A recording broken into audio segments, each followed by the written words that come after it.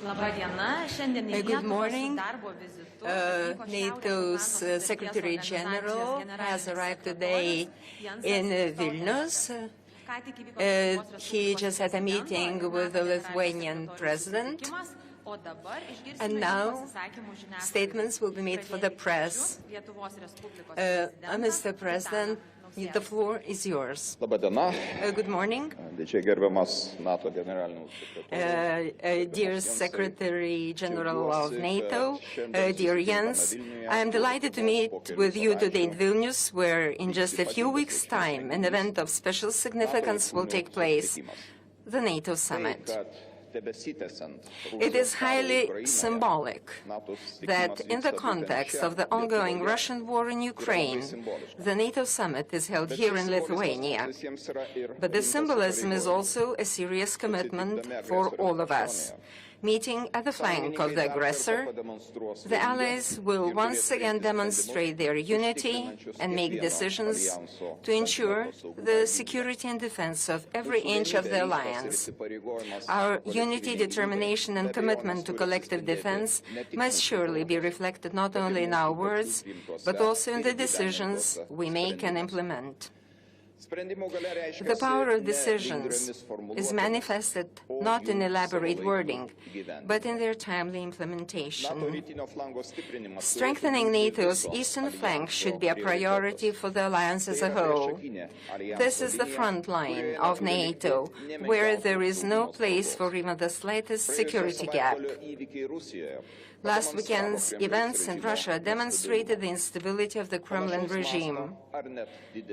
We can expect similar, if not greater, challenges in the future. This undoubtedly has implications for the security situation both in Lithuania and in the region. Having the Wagner Group on the ground in Belarus may become yet additional factor. We must ensure that the aggressor does not even consider crossing NATO's borders and testing the effectiveness of Article 5. Therefore, at the NATO summit in Vilnius, we must move forward with the implementation of the decisions taken in Madrid on strengthening deterrence and defense, and approve new regional defense plans that are of existential importance to us.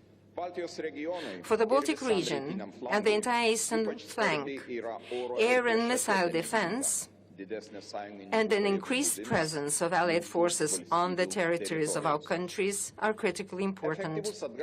Effective deterrence and forward defense are our top priorities. I look forward to welcoming another new member of the alliance, Sweden, in Vilnius. Its membership would significantly strengthen not only the security of the Baltic region, but also the security of the entire Euro-Atlantic area.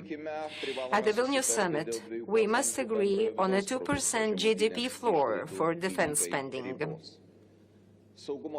The security situation clearly indicates the need to strengthen our defense so that we can feel secure ourselves and help our partners to defend themselves against an aggressor. This is an investment in our secure and peaceful future.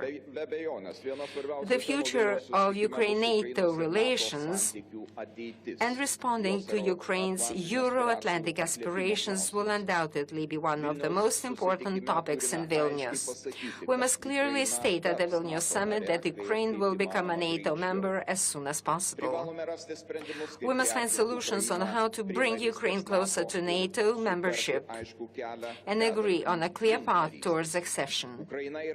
Ukraine is part of the transatlantic security architecture.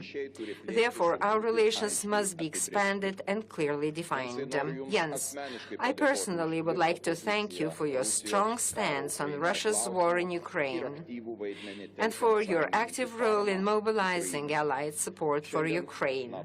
Today, I presented the Grand Cross of the Order of the Cross of Vitus to NATO Secretary General Stoltenberg for his special merits in strengthening the security and defense of Lithuania, the Baltic region, and the eastern flank of NATO, as well as for his personal contribution contribution to fostering the transatlantic bond.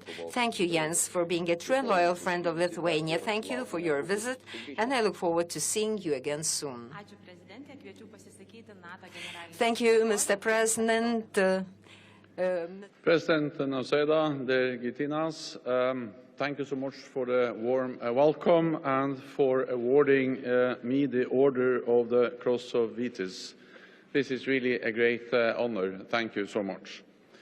And also many thanks to you, the government, and the people of Lithuania for hosting the NATO summit here in Vilnius next month. When Allied leaders meet in 2 weeks, we will take decisions to address the most challenging security environment in decades. And we just had a productive meeting to discuss the final preparations for the summit. At the same time, we are monitoring the situation in Russia. The events over the weekend are an internal Russian matter. And yet another demonstration of the big strategic mistake that President Putin made with his legal annexation of Crimea and the war against Ukraine. As Russia continues its assault, it is even more important to continue our support to Ukraine. Ukrainians have launched a counteroffensive to retake occupied land. And the more land they are able to liberate, and the stronger their hand will eventually be at the negotiating table to achieve a just and lasting peace. I commend Lithuania for providing vital military equipment and training for Ukraine. At the Vilnius summit, we will agree a multi-year package of assistance, and we will upgrade our political ties. The decisions we will take will bring Ukraine closer to our alliance, because Ukraine's rightful place is in NATO. All allies agree that NATO's door remains open, that Ukraine will become a member, and that it is for allies and Ukraine to decide. Russia does not have a veto. And once the war ends, we must put arrangements in place for Ukraine's security, so that history does not repeat itself. We are also monitoring the situation in Belarus. We condemn Russia's announcement about deploying nuclear weapons. This is reckless and irresponsible. We don't see any indication that Russia is preparing to use nuclear weapons, but NATO remains vigilant. If Russia thinks it can intimidate us from supporting Ukraine, it will fail. We stand with Ukraine for as long as it takes. Our deterrence is strong. To keep our people safe in a more dangerous world, at the summit we will take further steps with new regional plans, and the forces, exercises and capabilities assigned to these plans. Over 300,000 troops on higher readiness, backed by substantial air and maritime capabilities. We have also agreed a new rotational model for air and missile defense to allow for swift transition from air policing to air defense. The accession of Finland and soon Sweden to NATO significantly enhances the security in the Baltic Sea region. And today we will attend together exercise Griffin Storm, which will test reinforcing the German-led NATO battle group up to brigade size, sending a clear message: NATO is ready to defend every inch of Allied territory. We must continue to invest in our security. At the summit, we will agree on a more ambitious defense investment pledge with 2% of GDP as the floor, not the ceiling. Lithuania is already leading by example, committing 2.5% of GDP to defense. So, President, thank you again for Lithuania's many contributions to NATO. I look forward to a successful summit in Vilnius. Thank